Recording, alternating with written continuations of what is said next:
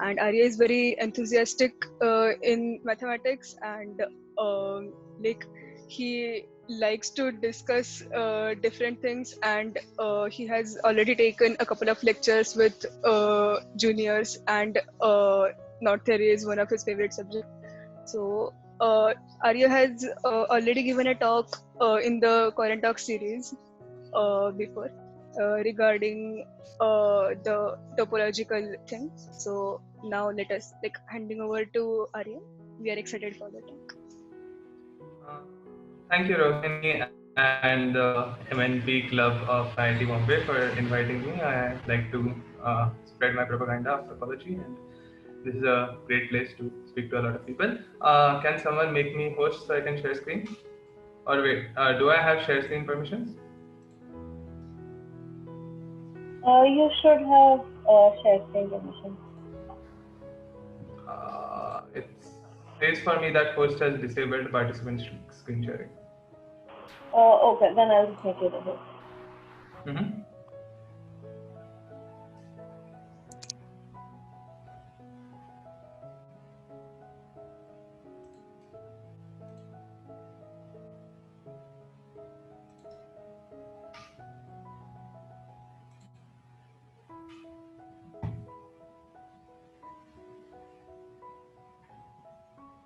Okay, thank you.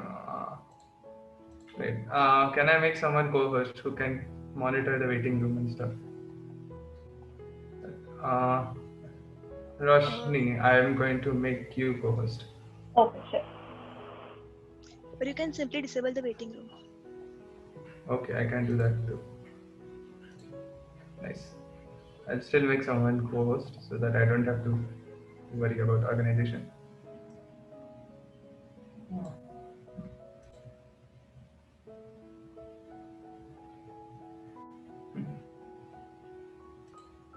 Now, wait. Oh, for some reason I can't make someone else co-host. I don't know why. Anyways, okay. I'll not worry about anything right now. I'll just start getting the talk, and hopefully everything will work out.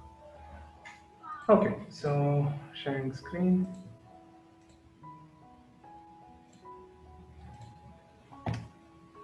Boom. Hopefully you can see this.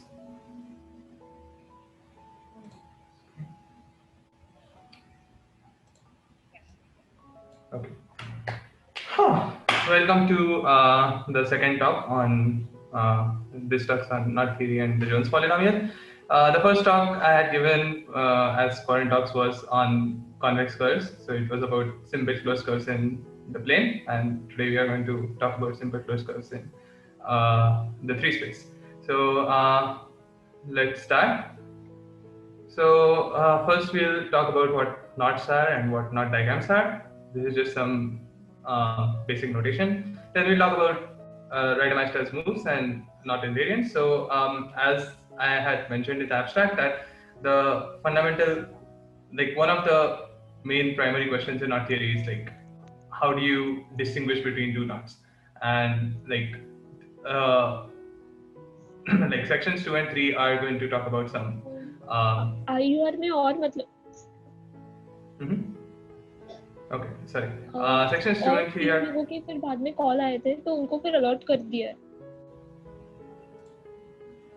Hello hello हाँ hello hello hello hello sorry मैंने देखा नहीं था call start. हाँ वो join कर ले.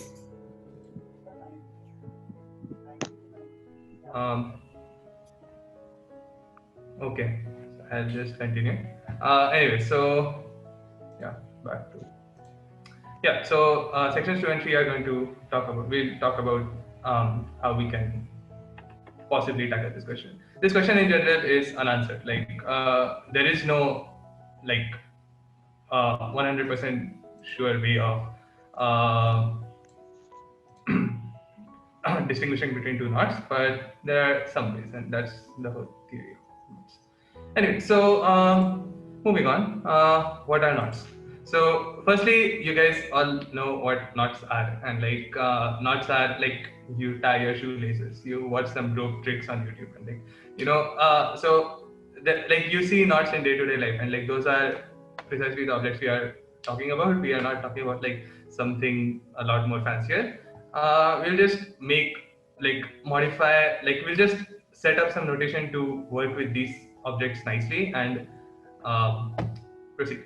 So think about the action of tying your shoelaces. You start with like two ends of your shoelaces, which are at first untied. Then you start moving those two ends around, and like after a point, you like reach a stage which you call the knotted state. And like what you hope for like when you want to say that your shoelace is knotted is that if you try to pull the two ends of the string, you won't just get back a plain string. You would have some concrete knot. And so like yes, that is what we mean by shoelaces should be tied. If you pull at the two ends of the rope, you should not be able to undo the knot. That is what we would want to call knotted, at least intuitively. And so at the same time, so what basically we want to think about is that you have a knot and you can sort of move around the pieces of the rope without ever cutting the rope or stuff like that. So like in order to untie a shoelace, you don't necessarily need to cut the shoelace at some point. You can just like sort of undo the knot by reversing the process in which you tied the knot, and like then you can get back a string. And this works because we have a finite length of string. We can just like we are working with sort of a finite rope. So the rope has two ends, and you can sort of undo the knot using those two ends. But like, what if the rope was infinite? So here's the picture. So in the first, you have your rope, and then you tie it around like you do on your shoelaces, and you have a knot, and like you can just undo it by reversing the process. But like, suppose you were working with a real line, and or like an infinite end. Then and if I give you the picture on the bottom left and bottom right, are these, can you in some way move around segments of the rope in the bottom right picture to get the picture on the bottom left, which is just a straight line? And intuitively, you would think that you can't do this, and that is right. We want to justify that like you can't do this. So here we see that like when we are studying knots, the main thing that is like obstructing our study is that our string is finite, and if you work with a finite string, then it like our study is trivial because we can just undo the knot. So we'll be working with knots on infinite strings. We don't want to care about the ends of the rope, or to make the pictures look more nicer. What you do is you take the two ends of the rope and just join them together to get a circle instead of a knot. And that is how we would define a knot mathematically. So mathematically, a knot K in R3 is an embedding of the unit circle. So which is it would be a map K from S1 to R3. You can think about this as a sort of a simple closed curve sitting inside R3. So in my previous talk, I had defined what a simple closed curve is. A simple curve is a curve which does not intersect itself. So it is like it's an injective map, and a closed curve means the start and the end point are the same. So the simple closed curve sitting inside R3. Similarly, a link is what like you do the same thing but with like K disjoint circles. So instead of just like one string, if you had like K different strings for some finite K, and you can just like weave them together, tie them in some way, then what you get is a link. So and then we would define two knots to be equivalent if you can sort of move one knot in R3. You can deform it, but you can like twist it. You can move some part of the curve away from some part of the curve, and so on, to get the second knot without ever cutting the knot, the first knot at any point, or causing two arcs of the knot to like cross each other, if that makes sense. So like I'm not going to give any like extremely technical definitions because I'm unsure about how much topology the audience is familiar with. But you can like make all of these definitions extremely rigorous and like yeah. So these are some examples of knots. So the first thing is on the top left, you have the unlinked, which is like the sort of the trivial link. You just have k disjoint pieces of rope, which are like not completely disjoint. They have nothing to do with each other. They are just like k disjoint circles. The one on the right of that is known as like it's the first rudimentary knot. It's called the trefoil knot, which is basically, if you go a few slides back, it is just this knot, but you join the two ends of the rope together to get a circle, because you don't want to care about the ends.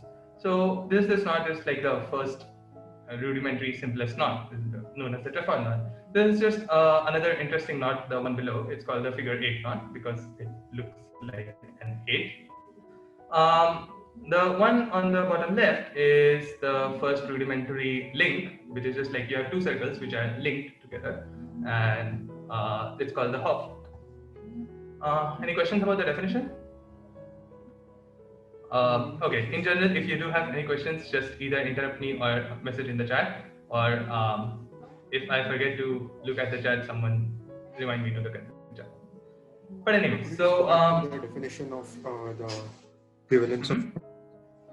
So is this definition stronger or weaker than saying that you want a continuous deformation between the two knots?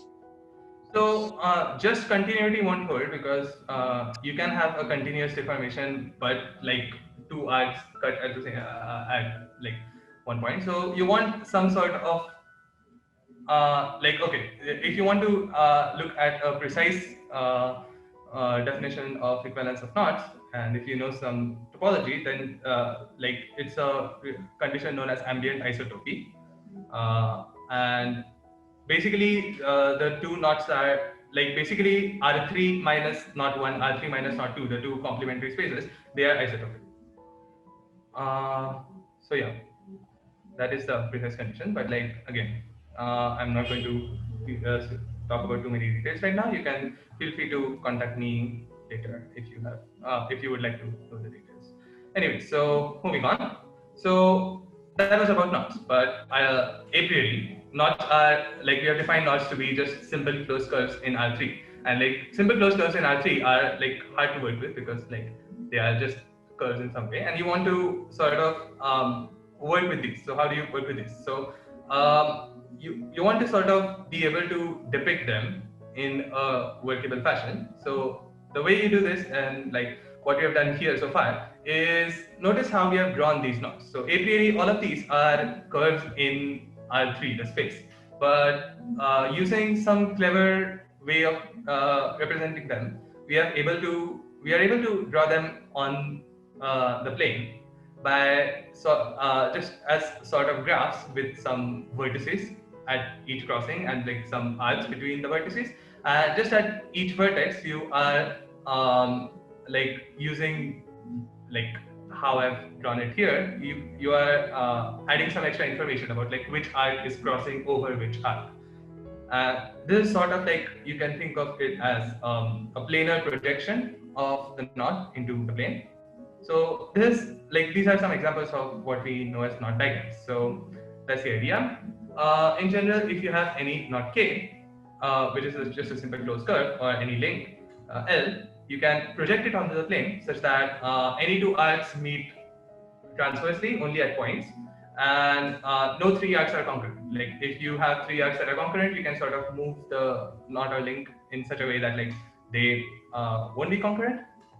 And once you have like so you can project it onto a plane in this way, and such a projection would be known as a knot diagram. So I've defined it here. A knot diagram is a projection on the plane as described above, along with information at each vertex regarding which arc overlaps which arc. So at each vertex, there would be sort of 4 edges adjacent to the vertex. 2 of the edges would form an underlying arc, the under arc, and 2 of the edges would form the over arc. And we are keeping that information. So usually we would work with oriented knots. Oh yeah, sorry, question.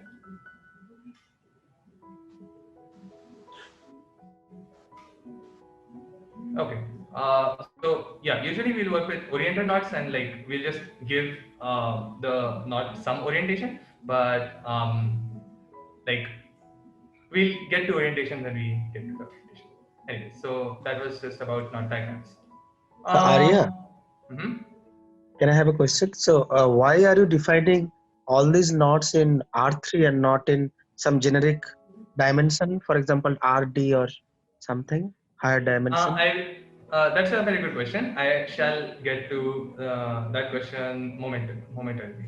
Basically, I will elaborate more on this further, but knots can only exist in R3. If you have knots in R4 or higher, you can just, like all of those are trivial. And I will talk a bit more about this in a minute or two. But yeah. So yeah, equivalent, like one given knot can have multiple knot diagrams. For example, like here on the top left, you can see a really complicated looking knot diagram. But like if you can see, I first take this top sort of curve here, I pull it down to get this sort of diagram, to the diagram on the top right. Then I sort of again pull the same arc further down to get the diagram which is on the bottom right, and then I just untwist it to get the diagram on the bottom left, which is the unknown. So all of these are equivalent knot diagrams. So like you don't like in general a particular knot can have multiple knot diagrams. However, luckily for us, the converse is nicer. So if you have two knots or links which have the same knot diagram, then they are necessarily equivalent. So when I draw a knot diagram, so for example, when I draw, for example, this diagram on the top left, or in general any knot diagram, I can be sure of speaking about exactly one particular knot. If two knots have the same, two links have the same knot diagram, then they are equivalent by the notion of equivalence we have defined earlier. So there is a well-defined correspondence between link diagrams in R2 and links in R3. Given a link diagram, we are speaking about one specific link. Okay, so moving on. So yes, just before we move on to the nicer stuff, to stuff about knots. So in my first talk, I was speaking about simple closed curves in R2, which like one can prove that simple closed curves in R2 are all unknowns. If you have a simple closed curve in R2, then it is ambient, isotropic, homeomorphic, or in many different notions of equivalence. It's just a circle. In general, for n greater than or equal to 4, if you consider a string sitting in Rn, all these knots you can sort of undo the knot and you get your knots are trivial. Intuitively, the reason for this is that when you have in 4 dimensions in R4, you're adding one extra degree of freedom, and when you have that extra degree of freedom, you can sort of lift the knot into the 4th dimension, like at each crossing, and like move the arc away so that like you are left with no crossings. But that was all intuitive. The math behind this is not very easy. But anyways, secondly, yes. So some other thing we can consider of that, instead of just thinking about knots in R3, we can think about knots on, say, what could simple closed curves on a torus be, or what could simple closed curves in other 3 manifolds or in other objects be, in other different spaces be. And this is some interesting study as well. But today we'll only be talking about knots in R3. Anyway, so far we have seen that we can, given a knot diagram, a knot or a link diagram, it represents a unique link. However, for a given link, we can have multiple different knot diagrams. And this is sort of bad, because we want to be able to speak about links just by drawing the diagrams, and we want to be able to prove things about links just by drawing the diagrams. So the question is, if you want to ask how do you prove whether two given knots are equivalent, to answer this, you want to sort of say that, like, okay, consider a diagram for the first link, consider a diagram for the second link, and if there is some way of characterizing when two diagrams represent the same link, we would be able to use that way to speak about when two links are equivalent. And yeah, the converse is true. Now, so yeah, that is we would like to choose some conditions to check whether two link diagrams represent the same link. Then our study of links in R3 would be up to equivalence will truly descend to the study of link diagrams in the plane up to equivalence as defined by the conditions we give.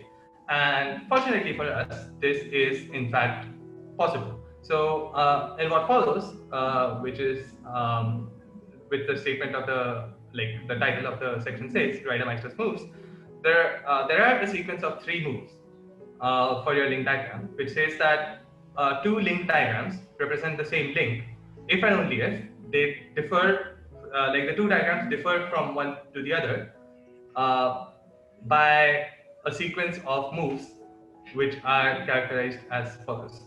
So the first move, which is known as R2, the Reidemeister's move R2, is as follows. Suppose you have 2 arcs and one of the arc overlaps the other arc in 2 consecutive crossings, both above the other arc. Then you can sort of pull the other arc away to get like 2 parallel arcs. So this is the move R2. Any questions in the chat? Oh yeah, sorry. So yeah, this hello, was Arya. the. I'm sorry to interrupt. So you said that in R2 there can, I mean, all simple closed curves are trivial, right?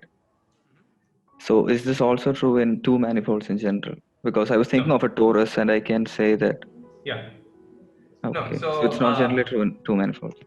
Yeah, it's definitely not true in 2 manifolds, and there's a field of knot theory which deals with the study of knots in 2 manifolds or surfaces. That's called virtual knot theory, and yeah, there are a lot of interesting things. Like even for the torus, as you may have noted, that there are many possible knots which are not trivial.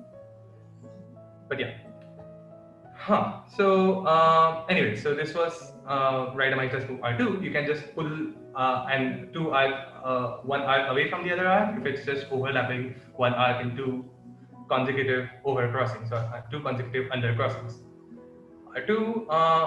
The next move is known as the Reidemeister's move R3, which is that if there is a crossing and there is one arc which is below both the arcs of the crossing or above both the arcs of the crossing, then you can sort of move the arc through the crossing without changing this.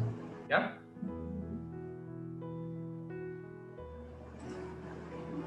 Any question?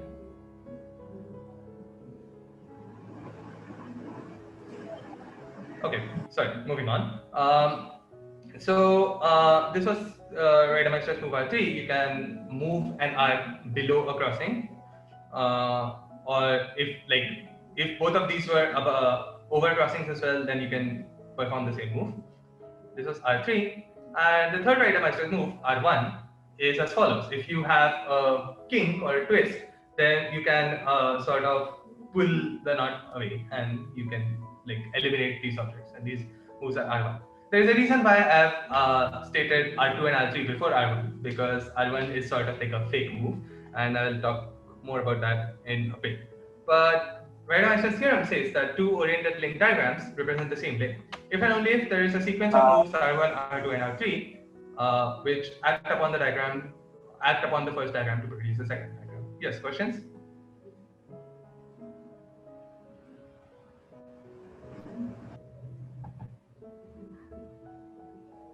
Are there any questions?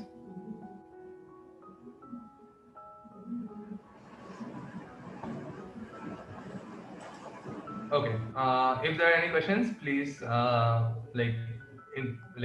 say so in the chat or something. I don't know. Anyway, so yeah, this is Reidemeister's theorem. You have these moves R2, R3, R1, and 2 link diagrams represent the same link if and only if these the diagrams differ by a sequence of these moves. So this is nice. So now in general, we have a strategy of proving that two links are equivalent. You consider the diagrams, and if the links were equivalent, then there should exist a sequence of moves R1, R2, R3, which gives you the second from the first. So, in particular, for example, in this example that we had talked about earlier, you can see that here at first, from the top left to the top right, you're using Reiter-Meister move R2 to pull the arc from below the other arc. And here, from the top right to the bottom right, you're again using Reiter-Meister move R2 to pull this section of the arc further below. And then from the figure 8, when you're untwisting, you're sort of using Reiter-Meister move 1. So, well, yes, that is Reiter-Meister's here. Oh, sorry. Wait. Okay. Yeah. So now, coming back to what I meant by the move R1 is sort of fake. So framing of a knot. So the move R1 is different from moves R2 and R3. So imagine your knot to have a string with which is not just a thin string. Suppose your string has some thickness. Or like suppose instead of your string you're working with like a flat ribbon or something like that, then you can't really perform R1. So if you imagine you had a flat ribbon and you have something along like a kink, you try pulling the two ends apart and you still get some sort of some sort of a twist towards the point of where it's contracting. Or like suppose you are working with a thick string, and if you pull those two ends apart, you don't just get the plain string, you get the plain string, but there is a sort of a half twist. And like that is, so just like there's a technicality or not a technicality. You call a framing of a knot is just like you have this knot K S1 to R3, and you sort of consider a tubular neighborhood of your knot in R3 to get a sort of a thick row K delta S1 cross D2 to R3. D2 S1 is the unit circle, D2 is the unit disk.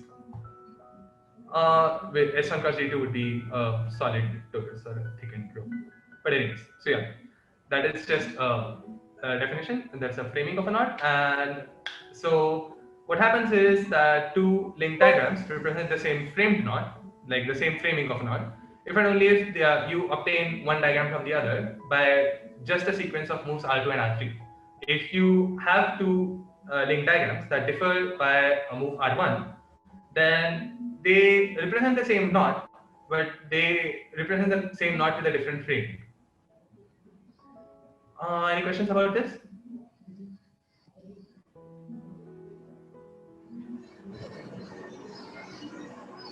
Okay. So yeah, that was about framed knots. So far we were talking about the question: how do you show two knots are equivalent? You got the answer. You can find a sequence of moves R1, R2, R3 to get the second link diagram from the first. Now, how do you show that two diagrams? Sorry, I have a question here. That these Reiter-Meister moves, are these empirical laws? I mean, how does one get to these R1, R2, R3 set of moves? I mean, are these empirical laws, or is there a deep reasoning why only these using three moves you can show that two knots are equivalent to each other? So this is definitely not something. This is not a simple statement. This was a theorem proved by Reiter-Meister, and I mean, so there is a lot of yes, this does need a proof, and this is not just something I'm stating. But yeah, the proof is harder. But like you can understanding the result is simpler than understanding its proof, I guess. Thanks. No problem. Any question in chat? Can you explain again what a frame of a knot is? Sure. So, yeah. Okay. So a framing of a knot is basically what you do is instead we sort of thicken the knot. So instead of just working with an embedding of the circle inside R3 or just an embedding of a simple closed curve, you're sort of working with like a embedding of a solid thick torus inside R3. And yeah, that's all what the framing of a knot is. And what happens is that if you are working with a thick knot, if you try to perform the move R1, then you sort of get, like, you don't get back, like the move R1 depends on the fact that your knot is of a string with 0 thickness, and if your string has some thickness, then the move R1 does not work out, and like that is the reason why we care for frame, I guess. But a priori, you can just think about knots without framing, and like your original Reidemeister theorem works and so on. Anyways, so yeah, I'm having doubts regarding why I started defining framing in this talk anyways. But anyways, so knot invariant. So we are talking about how we can prove two knots are equivalent. So the next question is, how do you show that two knots are not equivalent if you have two knots? Like, if you can easily see a sequence of moves R1, R2, R3 to get the link diagram of the second from the link diagram of first, you're fine. But how do you show that like there is no such sequence of R1, R2, R3? The way you do this is by using knot invariance. So two diagrams are equivalent. You want to work at link diagrams, blah. So yeah. So what you do is you define some quantity which we know as which we'll call link invariance, and this is sort of a fundamental philosophy in mathematics or in general. You define some quantity known as link invariant here. Like this quantity can be a number, it can be a polynomial, it can be a group, it can be a different space, it can be a manifold, it can be whatever. But you define this quantity and you prove that whenever two links are equivalent, then this quantity must be the same for all equivalent links. So this quantity is like, if two links are the same, then this quantity would be equivalent for both of them.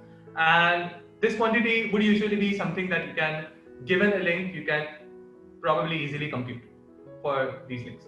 So then what you do is, you have two given links, you compute the quantity for one, you compute the quantity for the other. If this quantity is different for both these links, then we must know that the links are not equivalent. Hence, it's known as the link invariant. Okay, so a link invariant is framing invariant if it is equal for any two equivalent frame links. Fine. Okay, so yeah. So what Reidemeister's theorem again says as a corollary, that quantity that you define is a link invariant if and only if it is invariant under Reidemeister moves R2 and R3, and if it's also invariant under Reidemeister's move R1, then it's also an invariant of the frame. So yeah, this is just the general philosophy. So that's the strategy we are going to use. We are going to define some quantities which we'll know as which we'll call link invariants, and we'll show that these quantities are invariant under R1, R2, R3, and we'll compute these quantities for some knots and hence show that these two knots are not equivalent. So first example, you have on the left your simplest possible knot, which is the trefoil, and on the right you have the unknot, which is sort of like the trivial knot, and you want to show that the trefoil is indeed knotted, which means it's you want to show that this is not equivalent to the unknot by the sequence of Reidemeister's loop. How do you show that? And like, so showing this is sort of easier, and so we define something known like the invariant we are going to define for using this is, we'll call it is known as a crossing number. The crossing number of a knot is defined as the least number of crossings in any given knot diagram, in any knot diagram for k. So as you have seen earlier, for a given knot k, you can have many possible knot diagrams. You consider the diagram, the knot diagram among the many possible knot diagrams with the least number of crossings, and this this least number of crossings is what we define to be the crossing number. Okay, so firstly, we should check that this is indeed a knot invariant. If you think about moves R1, R2, R3, you have consider the move R1. When you perform the move R1, you are sort of reducing the number of crossings by 1. When you perform the move R2, you're reducing the number of crossings by 2. And if the move R3 keeps the number of crossings the same. And in general, you can see that each of these moves would leave the least possible number of crossings in any knot diagram equivalent. In particular, if you have a particular knot diagram with the least number of crossings, then you can't make moves R1, R2, R1 and R2 to get a different knot diagram with a lesser number of crossings just by well ordering or so. And R3 keeps the number of crossings the same. So this is in fact not invariant. And so a knot has crossing number 0 because you can just draw a circle on the plane, and this has 0 crossings, and so this is the least possible number of crossings for a knot. And for the trefoil, we have drawn here a diagram where for the trefoil with 3 crossings. This diagram has 3 crossings, so the crossing number of trefoil is at most 3. But why is it not less than 3? So we can in fact check that the crossing number is exactly 3, because if you try to draw a knot with only 2 crossings, and this is some, I think, graph theoretic check.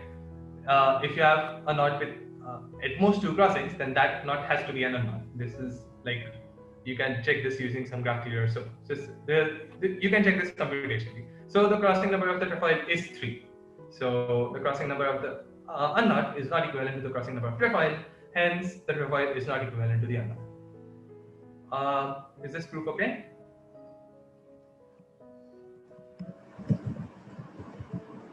Okay.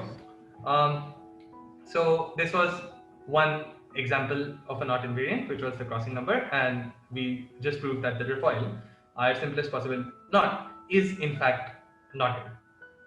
However, this is intuitively, crossing number is not a really great invariant for 2 reasons. Firstly, as you, for a trefoil, the way you actually computed the crossing number was you checked that there is no possible way to have a trefoil with less than equal to 2 crossings. And since it's just 2 crossings, checking this is not too hard. But in general, for larger knots, computing the crossing number is quite hard. Secondly, you can have multiple knots with the same number of crossings, which are definitely not equivalent. So the number of crossings is not too strong and invariant. So one, to highlight my 2 points, firstly, consider these 2 knots. So on the left, you have the trefoil. On the right, you have figure 8. The diagram on the left has 3 crossings, and the diagram on the right has 4 crossings. And so a priori, if you show that the crossing number of the figure 8 knot is exactly 4, then you would prove that these 2 knots are not equivalent. But checking that you cannot represent this with 3 crossings is not too easy. Secondly, here are 2 non-equivalent knots with 5 crossings, and yeah, so crossing number for both these knots are the same, but they are not equivalent. Note that if the value of a link invariant for 2 knots is the same, then that tells us no information whatsoever. We only care about a link invariant if it gives you different numbers for 2 knots that are not equivalent. But yeah, so we want to talk about some better knots. And here's another reason why crossing number is a weak invariant. So consider on the left you have what is known as the right-handed trefoil, which is, if you give it some orientation, you have the at each crossing you have the left arc crossing over the right arc, and on the right you have something known as the left-handed trefoil, in which you have the ironically the at each crossing you have the here you have the here you have on the right you have the on the left you have the right-handed trefoil. Why did I do this? Okay, on the left you have the right-handed trefoil where the left arc is going below the right arc, and on the right you have the left-handed trefoil in which the left arc is going over the right arc. Okay, fine. And you can check that like these two knots are not equivalent because say like intuitively first thing you'll think about is like, hey, just take the first trefoil and you flip it, and voila, if you just flip the trefoil, you still get, like, if you flip a right-handed trefoil, you just get the right-handed trefoil again. And like these two knots are not equivalent, but they look so similar, and like it's so like how do you develop some invariant which checks that they are not equivalent? You need something much stronger. Chirality is the idea that like a knot is called a chiral knot if a knot and its reflection are distinct. But yeah, so that's about chirality, and that brings us to our final topic, which is the Jones polynomial. Any questions about sections 1 and 2? Do I see some chat? Okay, sorry. Yeah. Anyway, so coming to the final. Hello. Hello. Yes. Yeah, the Hello. chirality part is the chirality part is not clear. Like Okay. So. Yeah. So. Okay. For chiral knots, so firstly consider on the left you have okay. So do you understand the definition of right-handed trefoil and left-handed trefoil? yeah, but here how the right-handedness is defined, that is how handedness is defined, that is the main question. Okay. So basically, the first thing you do is you give your knot an orientation. In this diagram which I've drawn, for like blasphemous reasons, I have not drawn the orientation, which is bad of me. But so suppose give this knot an orientation, which is say like if you can see my mouse pointer, which is sort of positive in this direction. So this arc is positive, this arc is oriented this way, this arc is oriented this way. Then and same way, if you have an orientation for the right hand figure, you have this arc oriented here, say this arc oriented here, this arc oriented in this way. And okay, so the idea is you have the right-handed trefoil is the figure where the right arc is crossing above the left arc, and at each crossing, and in the left-handed trefoil, the left arc is crossing above the right arc at each crossing. If you can look at this figure, is that clear? No, because you can imagine both of these pictures having same kind of orientation. If I want to understand in terms of orientation, the chirality, what is not clear is given an arbitrary knot, how do you define that this is a left-handed knot and right-handed knot? Like you can start at any point. Okay, so like left-handedness and right-handedness is not a priori a property just of the knot. It's a property of a knot along with the orientation, which is being unclear because I did not draw the orientation in this diagram. But yes, so the left-handed trefoil and the right-handed trefoil correspond to the two ways you can give an orientation to the trefoil, I guess. Is this clear? Okay, so the orientation is defined in terms of the way it's. Let me draw a picture. Give me a second. I'll share. Oh wait, can I share whiteboard? Yes.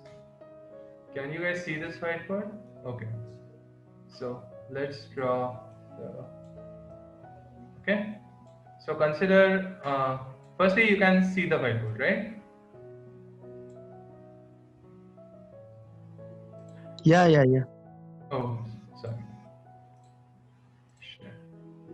Okay, so suppose you are giving it this orientation, so that this arc is oriented this way, this arc is oriented this way, this arc is oriented this way. Okay, this is one orientation, and the for the like the left-handed trefoil, you have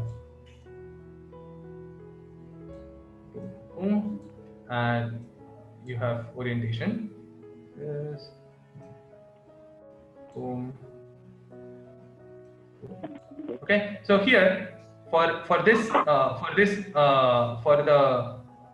diagram on the left, I don't know why I keep drawing the right-handed trefoil on the left, but anyways, so for the diagram on the left, at each crossing, you can see that your crossing looks something like this.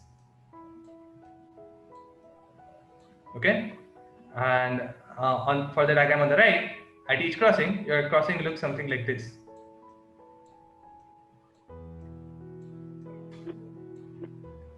Okay, this like so the left for the diagram on the left arc is going over the right arc, and for the diagram on the right, the left arc, like the left arc according to the orientation, is going under the right arc, and these are the two different left-handed trefoil and the right-handed trefoil, and we want to say that these two are not equal.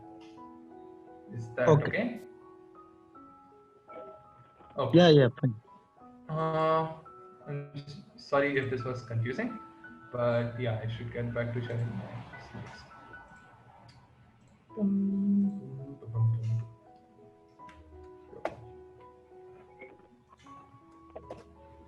Okay, so are these two not equivalent? How much time do I have? Okay, I have some time. It should be, let's see. So okay, now we define the Jones polynomial, which is going to be an extremely strong invariant, which we will define using the link diagrams, which is the work of Sir Vaughan Jones, who may he rest in peace, recently passed away on 6th September. This lecture is informally in his honor.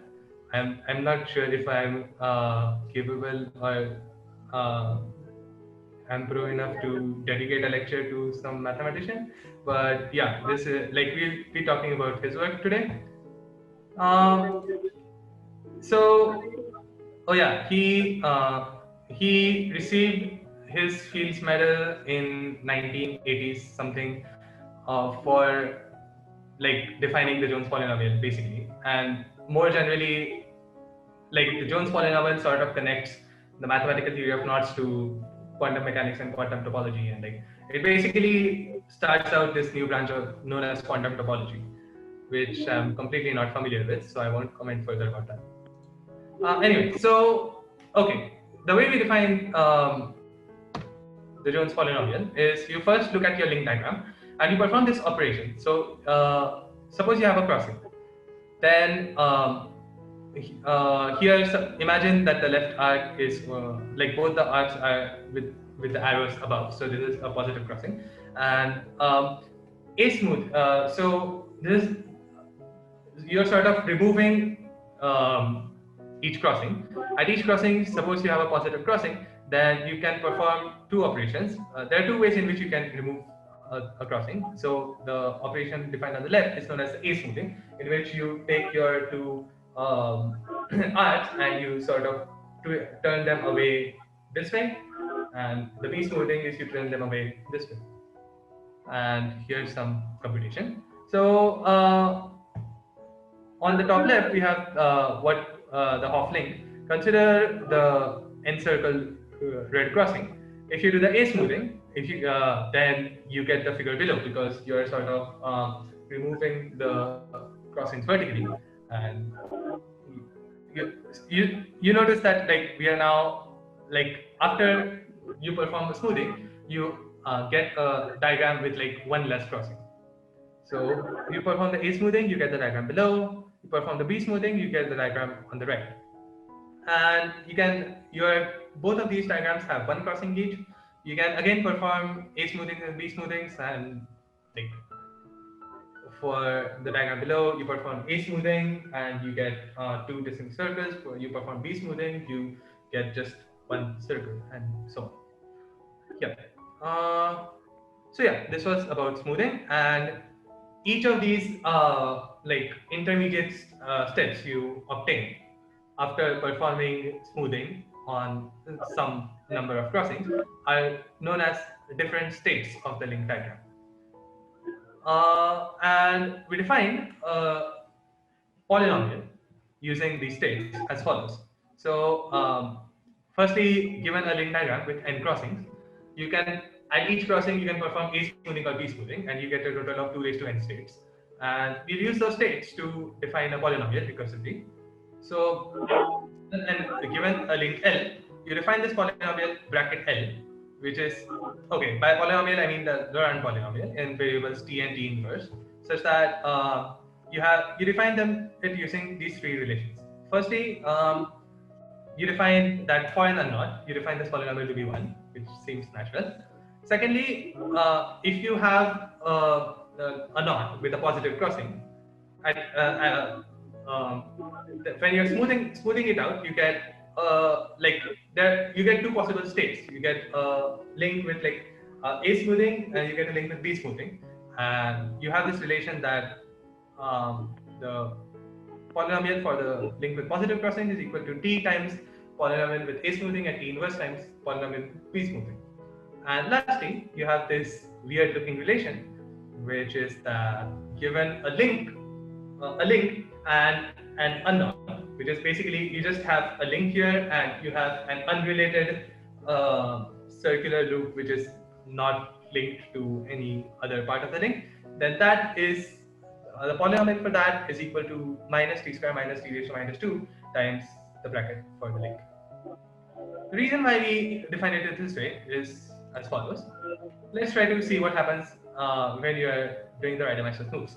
So first, for Reidemeister's move R2, consider you have an overlap at of two arcs of the left arc with the right arc, both over crossings. Consider the crossing below, it's a positive crossing. So when you're smoothing it out by the second relation, you have t times A smoothing plus t inverse times B smoothing, and you do the computation again. So for the left arc, you have t times A smoothing plus t inverse times B smoothing plus t inverse times A smoothing and B smoothing for this arc here.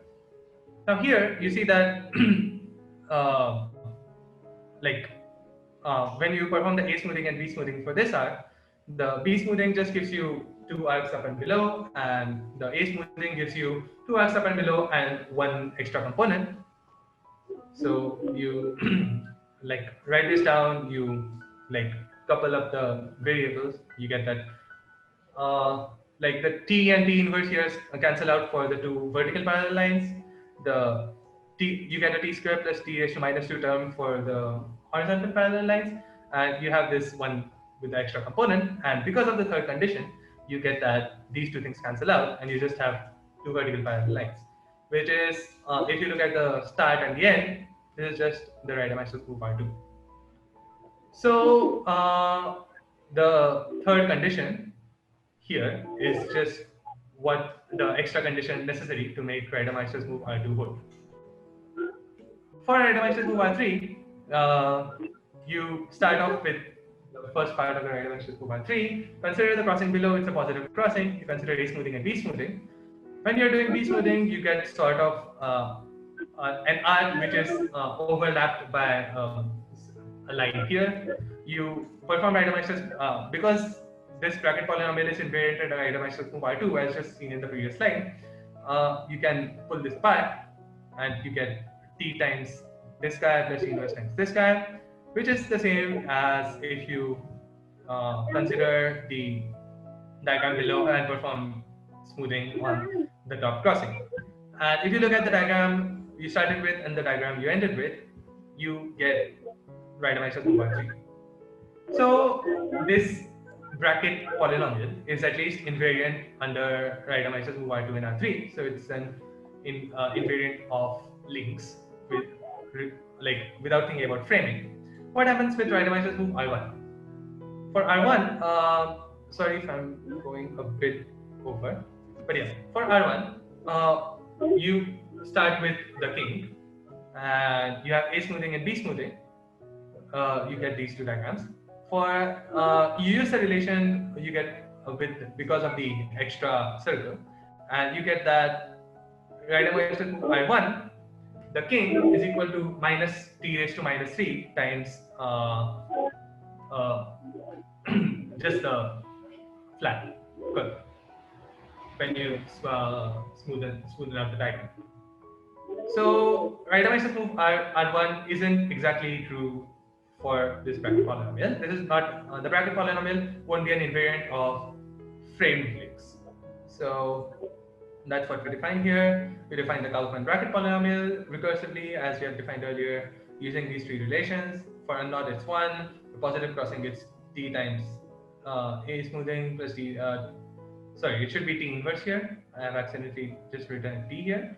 For a positive crossing, it's the bracket of positive crossing is t times a smoothing plus t inverse times b smoothing. And for an extra unknot, you can take off the unknotted component by adding a factor of minus t square minus t raised to minus 2.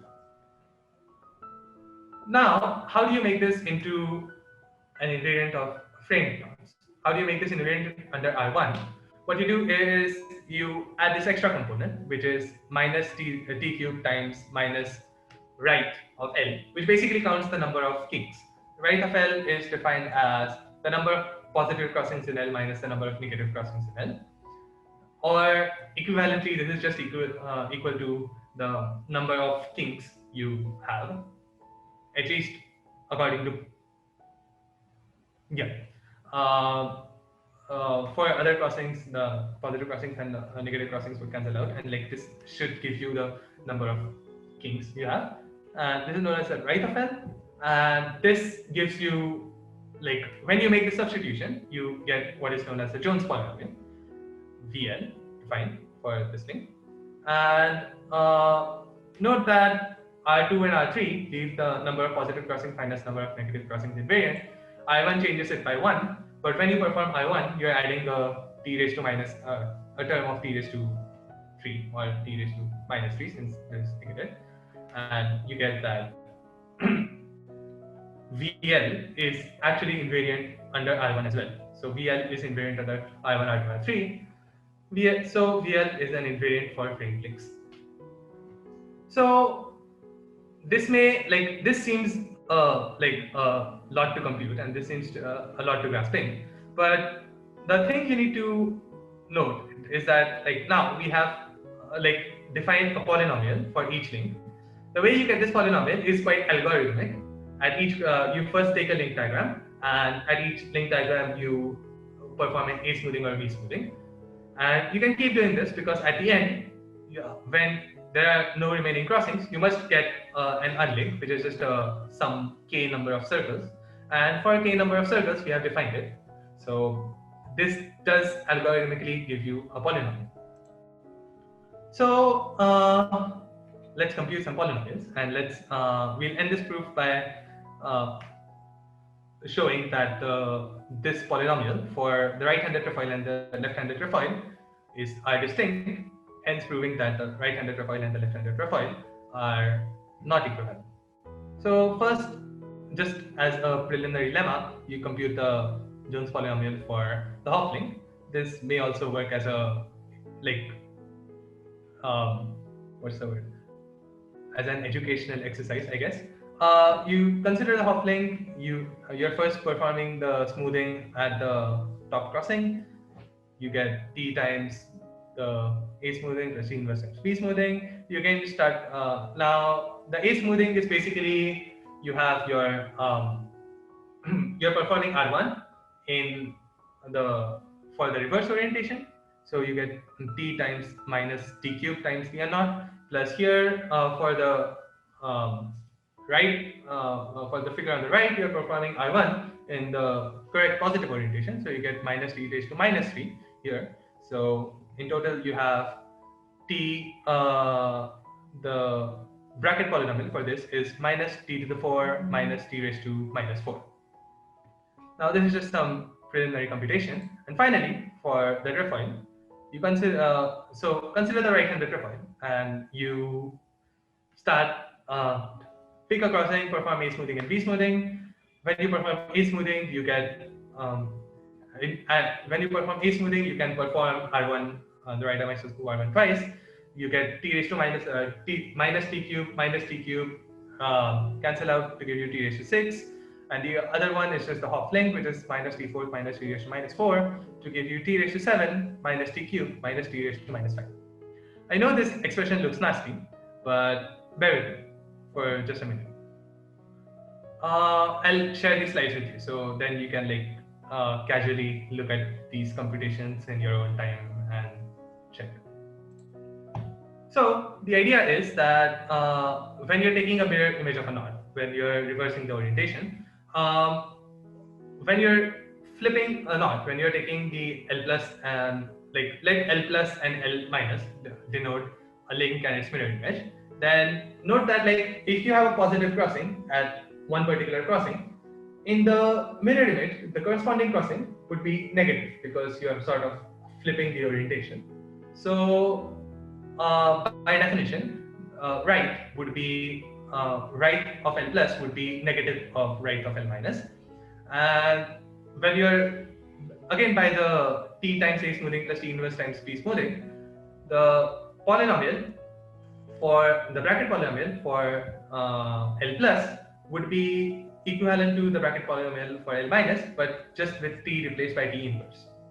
So basically what's happening is the polynomial for right-handed trefoil is t raised to 7 minus t cube minus t raised to minus 5. This is not symmetric in t and t inverse. So when you take the left-handed trefoil, it would just be this, but with t replaced by t inverse, which is not the same as the one for the right-handed trefoil. So if you compute the Jones polynomials, the Jones polynomial for the right-handed trefoil is t raised to 4, is the expression at the top. Jones polynomial for the left-handed trefoil is the expression on the bottom, and you check that these two expressions are not the same. But the Jones polynomial was an invariant of the framed knots, hence the right-handed trefoil and the left-handed trefoil are different as framed knots. Hence, we have proved that the trefoil is actually a chiral knot. Thanks. That was all I wanted to talk about today. Any questions about any part of the talk, please? Sorry for going 5 minutes over.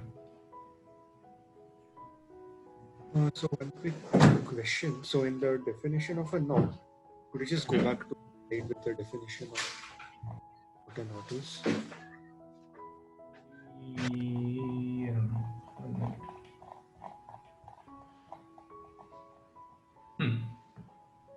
Yeah, so essentially we are looking at a smooth knot from S1 to R3. So do generalizations exist from Sn to Rn and Sn to Rn? Yes, generalizations do exist. You can think about knotted manifolds Sn to Rn plus 2. In general, Sn to Rn plus 1 and Sn to Rn, Sn to Rn plus 3 or Rn plus k for k greater than or equal to 2, all of these would be trivial. And Sn to Rn plus 1 is I don't you can definitely have bad look things that are not equivalent to the knot, but I don't think people study this. So you can study knotted n manifolds Sn to Rn plus 2. So what is so special about the n plus 2? Why is n plus 2 is so n plus 2 I think is interesting, basically because I think intuitively it is the appropriate amount of freedom you want to give to study your surfaces. Because if you say consider n plus 3 or n plus larger, then all these maps would be trivial, and you can consider isotopies which take Sn take your Sn embedded in Rn plus k to the unknotted Sn. So and about Sn sitting inside Rn plus 1, I think that is intuitively too less degree of freedom. of course, you can have stuff like, you have Alexander's horn sphere for S2 sitting inside R3, which is homeomorphic to S2, but like it's not, I guess, ambiently isotopic to S2. But yeah, I guess this is in general. Okay, I'm not sure what happens about Sn sitting inside Rn plus 1. It just seems that Sn and Rn plus 1 are like, it seems intuitively, I think that it should not result to interesting results. But again, my intuition for higher dimensional manifolds is quite not good.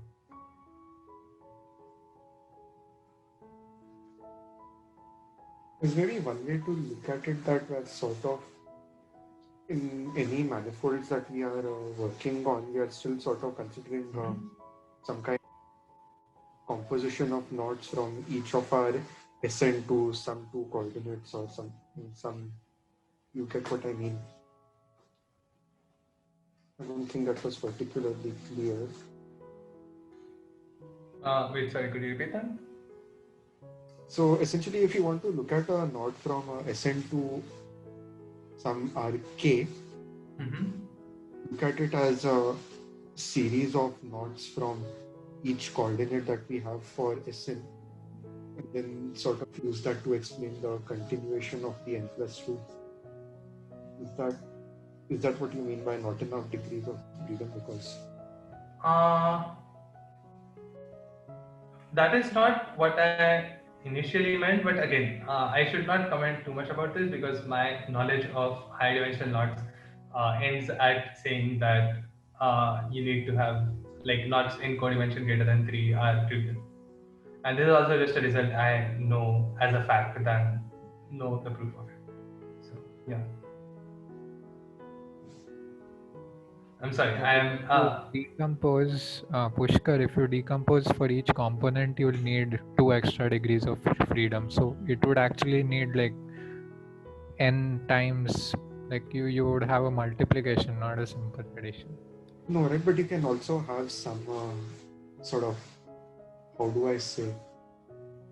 For each knot of S1, you need you don't 2 want them extra to live in dimensions. different spaces. You can have like the knots interacting in the same space also finally, right? So But I thought you were saying you want a independent decomposition and like treating F as a component-wise map from each S1, 2 and R3. Again, so I really don't have any idea of what I mean because yeah. I guess.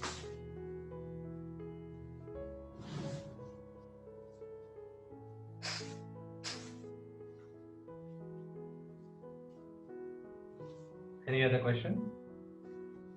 I also had one more small question. So if you look at this of a knot from S1 to R3, that reminds me a lot of the definition of the homotopy classes about a point. So can we characterize knots based on whether there is some interesting homotopy class they can fall into?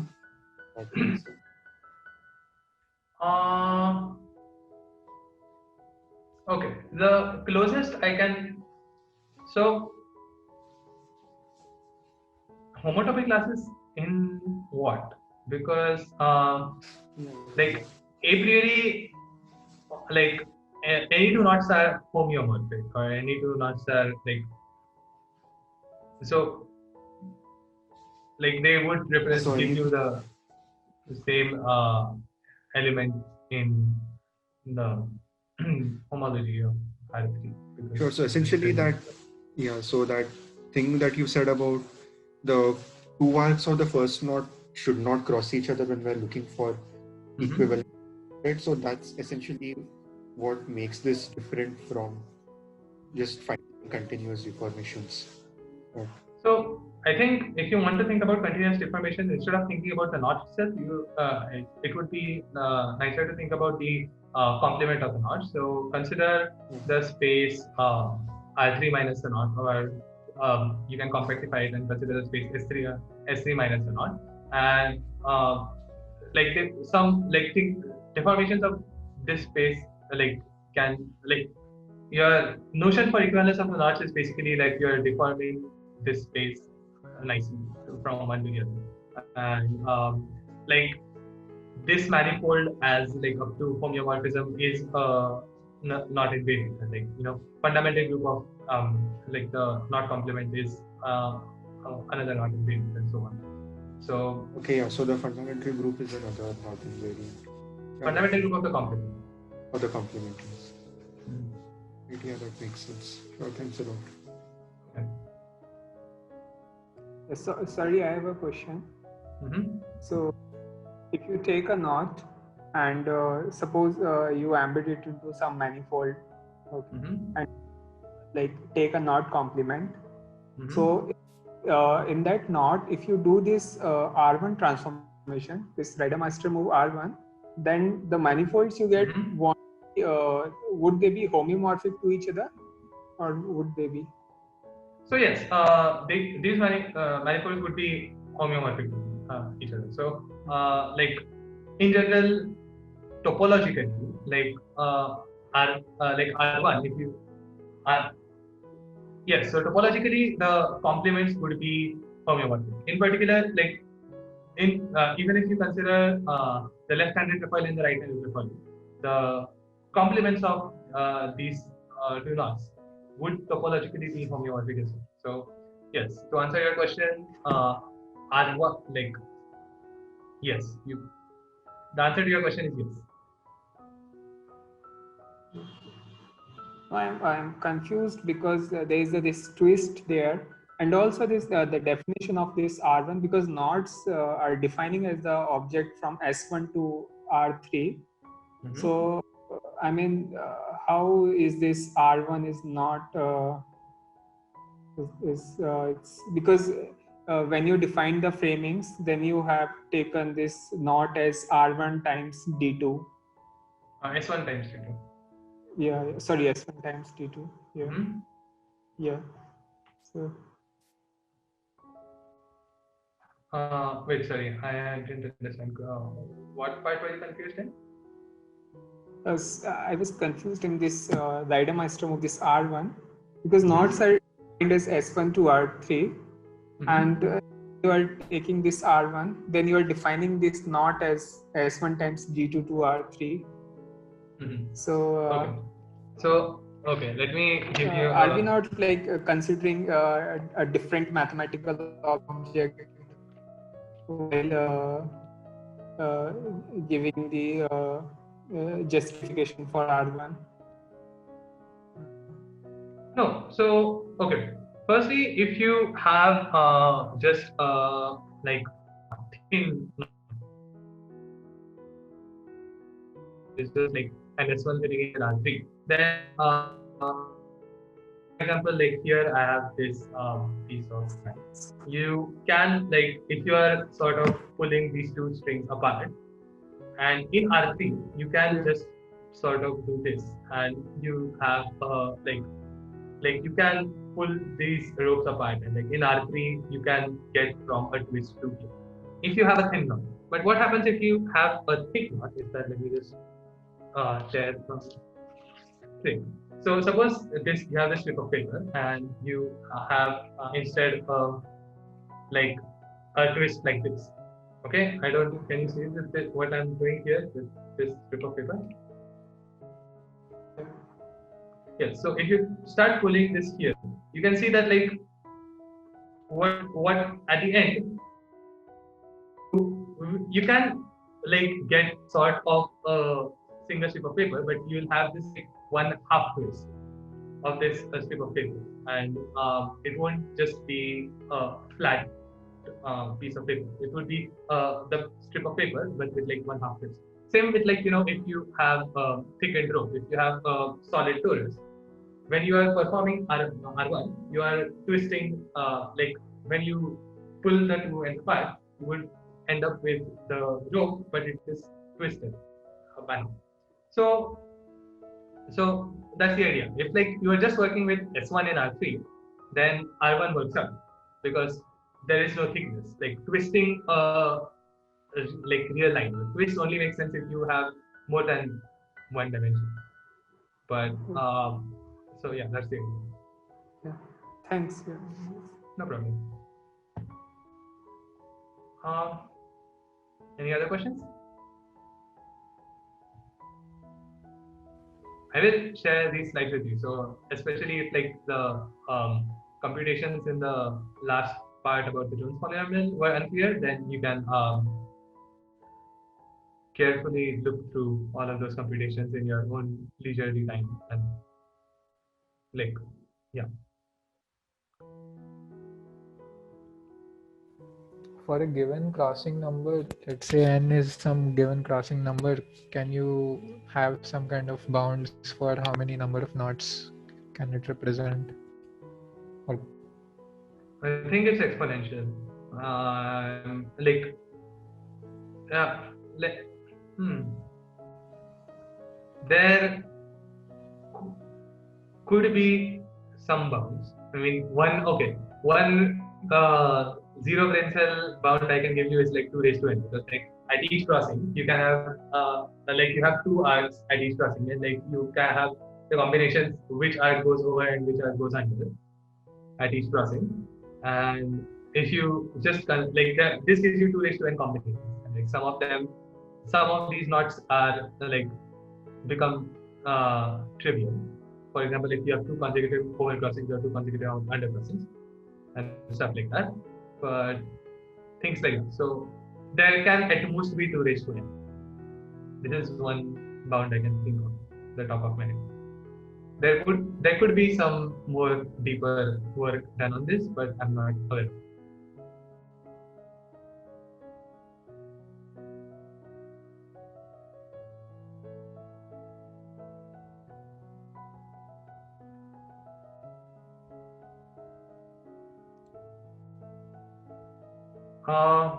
Okay, so someone messaged me whether they can repeat the question. So Dia, the question was that is there any bounds on the number of knots with k crossings as k varies over the integers? But yeah.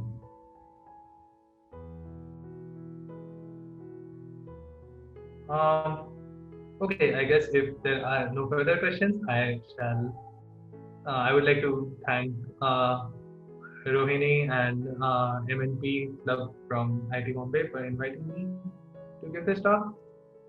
And yes, it was. Thanks for attending, everyone. Thank you, Arya. It was a really very informative talk, and coincidentally, we got to hear about the Fields medalist, the mathematician who did research in North Theory. Thank you everyone for attending the talk, and it is really great to know for like pure mathematical topic there are so many attendees, and you all stick through in the seminars going on. Thank you, Arya, and thank you everyone for attending, and hope to see you in many more other talks. Also, I will share my slides to Rohini and to you all.